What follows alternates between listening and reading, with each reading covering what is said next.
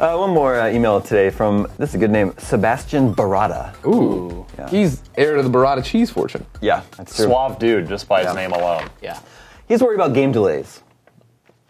He says, I was thinking about the news that Ubisoft Toronto is working on 5 unannounced games, and how, if any of them are AAA titles, they will probably be delayed. Why do I think this? Because it seems like almost every game from The Last of Us to BioShock to GTA to Watch Dogs gets delayed.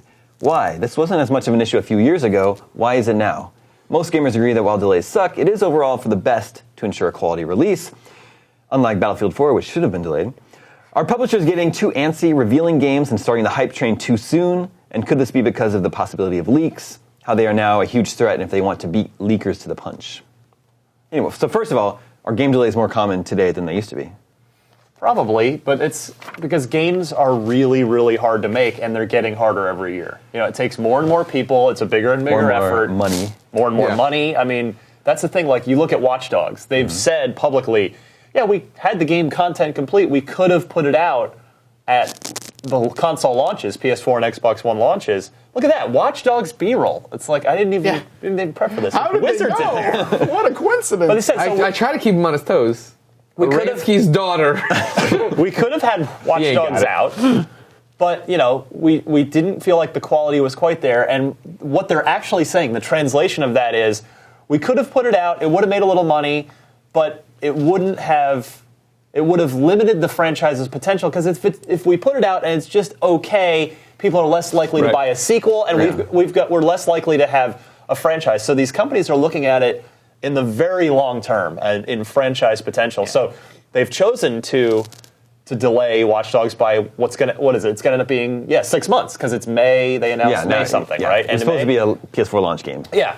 So, you know, and if it comes out and it's super polished and it's great and people love it and it sells really well, then it's like, boom, now you've got yourself a franchise, because then Watch Dogs 2 comes around and it becomes a big deal. So it's definitely there's just more money in this business than ever, and that influences everything. There have been a lot of delays recently. Also, The Witcher 3, also DriveClub was delayed. As you mentioned, The Last of Us was delayed before it was released. I don't know. I feel like the games that we've listed 6 or 7 games, and to me, that's all the ones that have been delayed. You know, for everyone that was delayed, there's, you know, Assassin's Creed comes out like clockwork every year. Call of Duty comes out like clockwork every year. You know, huge projects like Titanfall hit, you know, on time. Although maybe that was originally planned as a launch game. We don't know. But I feel like games are more of a business, and a lot of studios have gotten better about sort of hitting their milestones. I mean, a big change is just how we communicate about games, right? There is a Twitter and there is an IGN, and there are people who have to answer us when we ask these questions. I remember being a kid, and you'd get the new Game Pro, and it's like, Maximum Carnage is coming in summer, and that's all it said, a giant blatant statement, and summer would come and go. I'd be like, where is this game? And you'd have to wait for that next magazine to look through the release dates to figure out when it's coming. I think I totally agree. Like, you would open a new Nintendo Power. For me, it was EGM, and it'd be like, "Well, Zelda's coming out a year later than they said it was going to." Oh no! Yeah, delays have always been around. It's that first issue of Nintendo Power. They're talking about Zelda 2. They're like, it'll be out this winter. Nope, didn't come out this winter. Now it'll be out next fall sometime. And then it came out, and I was like, "What is this? Side scrolling?" Yeah, that was really weird. I definitely, the sense that I get is we've gotten better about annualizing franchises and splitting up. You know, Call of Duty's on a 3-year cycle, and they know it's going to take them 3 years to make their game, and they know if their game's not out for 24 months, they know where they need to be. Yeah. You know, there's a 0% chance that a Call of Duty will not come out on time. So I can see it can be frustrating for gamers. They get excited about a game, you know, it's close. They can almost feel the control in their hands playing this game, and then it gets delayed, and they're like, well, what am I going to play? But from the developer's perspective, the reason they have to announce it so far in advance is because they need to build the hype train. They need to get pre-orders going. Right. It's a pre-order business. Sadly, it's all money. It's a pre-order-based business. And if they're a publicly traded company, they need to let their investors know in what quarter this huge influx of cash comes in. Because games make most of their money at release. Yep. So they're like, they know, March 14th, that's when this $100 million. Yeah, you'll see a domino effect. Like when GTA hits in a certain quarter for Take-Two, it's just they can like delay other things to improve their quality because they know that GTA is going to make they're going to make all their quarter money on September 17th or what it was. We also it does come down to marketing, like you were saying.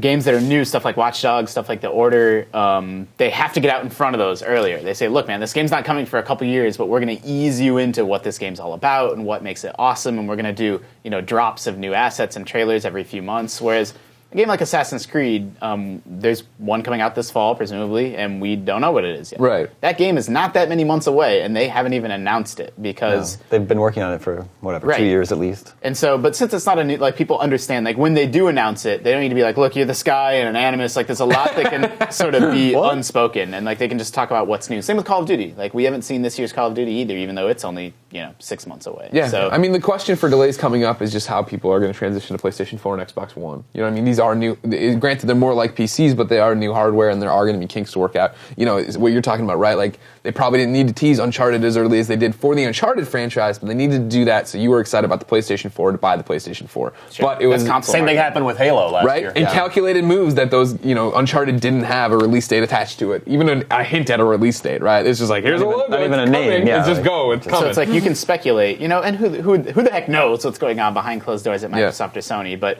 in both companies, they're probably like, man, they're probably going to at least mention that Uncharted's coming, so we should mention Halo's coming. We don't need to show anything. We don't need to do anything, and the vice versa probably happened as well. Right. All right, before we go today, what are we playing this weekend?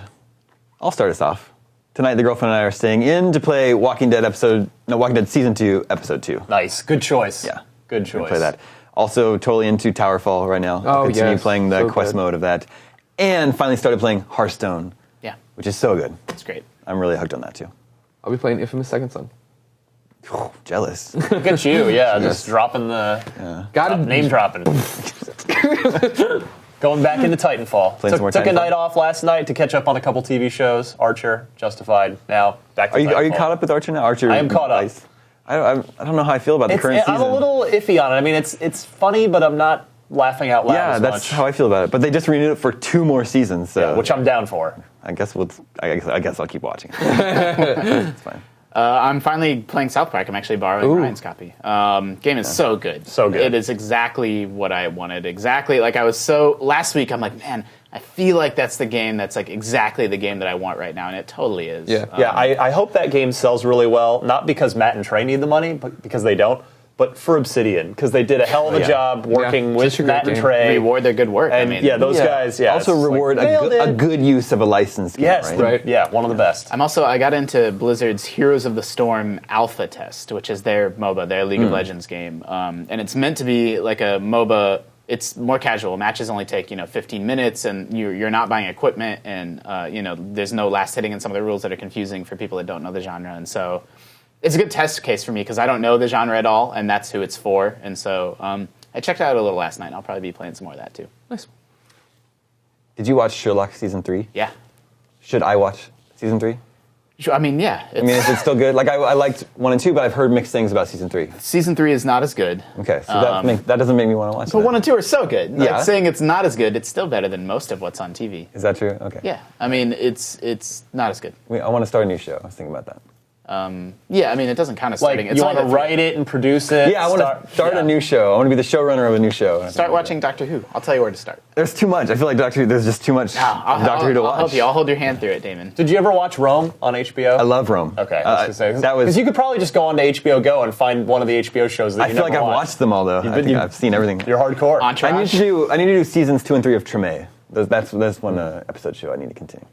The Wire. I've seen it all. The Shield. I love The Shield. TV junkie over here. Yeah, Look at you. I've watched most of the good shows. Bob's Burgers. I couldn't get into Bob's Oh, Burgers. yeah, it's so good. That's all the scoops we have for you this week. A lot of scoops. Thank you, Greg. Thank you, Ryan. Thank you, Justin. My name is Damon. Remember, you can always reach us at the email address, gamescoop@ign.com, and we're out.